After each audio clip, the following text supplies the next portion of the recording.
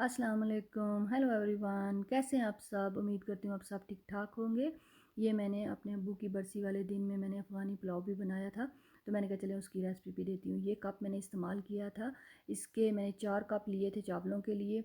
ये मैंने 3 गाजरें ली थी और ये सुल्ताना है और ये 2 ऑनियन, नमक था तकरीबन 2 टेबल स्पून नमक, और ये ज़ीरा है तकरीबन 1.5 स्पून, और साथ में सब्ज़ छोटी इलायची है।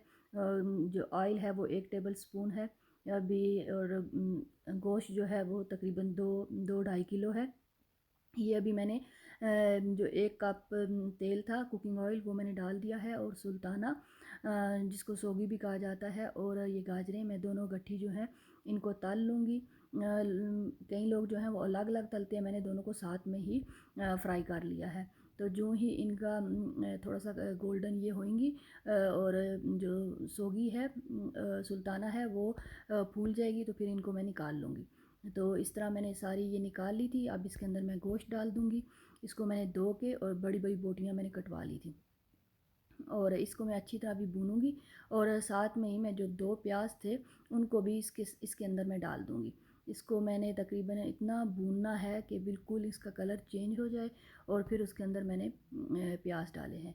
ये 2 प्याज हैं बड़े साइज़ के, और इनको मैं अच्छी तरह भूनूंगी। और साथ में ही ये जो ज़ीरा था ये तकरीबन मैंने 1 टेबल स्पून इस वक्त डाल दिया है, और नमक जो है 1 टेबल स्पून मैं इस वक्त डालूँगी, और 1 टेबल स्पून जो है मैं चावलों के लिए रख दूँगी। और थोड़ा सा ज़ीरा मैंने बचा लिया था, वो मैं बाद में डालूँगी। अभी इसके अंदर मैंने ये गोश्त के अंदर मैंने पानी डाल दिया है खुला, इतना कि गोश्त भी गल जाए और हमें यखनी चाहिए वो भी। तो अभी मैंने इसको प्रेशर कुकर में डाला था, तो मेरे पास बेबी लैम्प था जो कि सिर्फ 5 मिनट मैंने प्रेशर लगाया तो गल गया था। तो इसके जो मीट के पीसीज हैं वो मैं निकाल लूँगी, इनको साइड पे कर दूँगी। और साथ में जो यखनी है उसके अंदर जो मैंने चावल भिगो के रखे हुए हैं, मैंने चावल जो है वो सेला इस्तेमाल किए थे, जिनको मैंने पहले से तकरीबन 2 घंटे के लिए भिगो के रखा था, और उनको मैंने धो के और अभी मैं उसका पानी जो है निकाल दूँगी। 1 कप पानी उसके अंदर रहने दूँगी, बाकी सारा मैं इसका निकाल के तो इसमें यखनी में मैं डाल दूँगी सारे चावल। और जो ही चावल जो हैं यखनी के अंदर डालूँगी, साथ में ही 1 टेबल स्पून इस वक्त मैं नमक डाल दूँगी। नमक आप अपनी मर्ज़ी के हिसाब से डाल सकते हैं, तो मेरे हिसाब से नमक जो है 1 टेबल स्पून इनफ था, तो मैंने नमक डाल दिया है इस वक्त इसके अंदर। और उसके बाद मैं इसको पकने के लिए छोड़ दूँगी।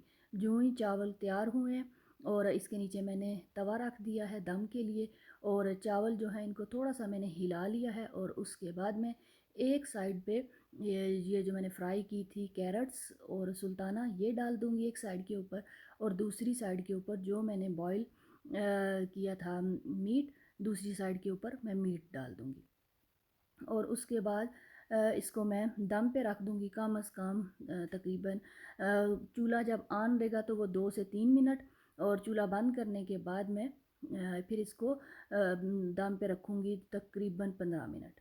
तो चूल्हा नीचे तवा रखा हुआ है, तवा गरम होता है, तो इसलिए मुझे आग को ऑन रखने की ज़रूरत नहीं है। और अभी जब ये सारा मैं डाल दूँगी गोश्त भी, और उसके बाद मैं इसके ऊपर जो ज़ीरा रह गया था थोड़ा सा वो मैं डाल दूँगी, और साथ में ही इसके ऊपर मैं दम लगा दूँगी। और ये मेरे अफ़गानी पुलाव जो है रेडी है। अभी भी देख के मुंह में पानी आ रहा है। बहुत मज़े का बना था, पहली दफ़ा बनाया था, लेकिन बहुत मज़े का बना था, हमने बहुत इंजॉय किया। ये देखें जो बाकी ज़ीरा रह गया वो भी मैं ऊपर डाल रही हूँ, और ज़ीरा और मैंने जो छोटी इलायची जो है इसको पीस के रखा हुआ था, तो ये मैं जो है इसके ऊपर मैंने डाल दिया है एंड में। शुरू में भी मैंने छोटी इलायची डाली थी, अगर मैं याद नहीं मुझे रहा बताने में, तो मैंने शुरू में भी डाली थी जब शुरू में मैंने ज़ीरा डाला था। तो ये देखिए हमारा अफ़गानी पुलाव रेडी है। इसी के साथ इजाज़त, अल्लाह हाफ़िज़, बाय बाय।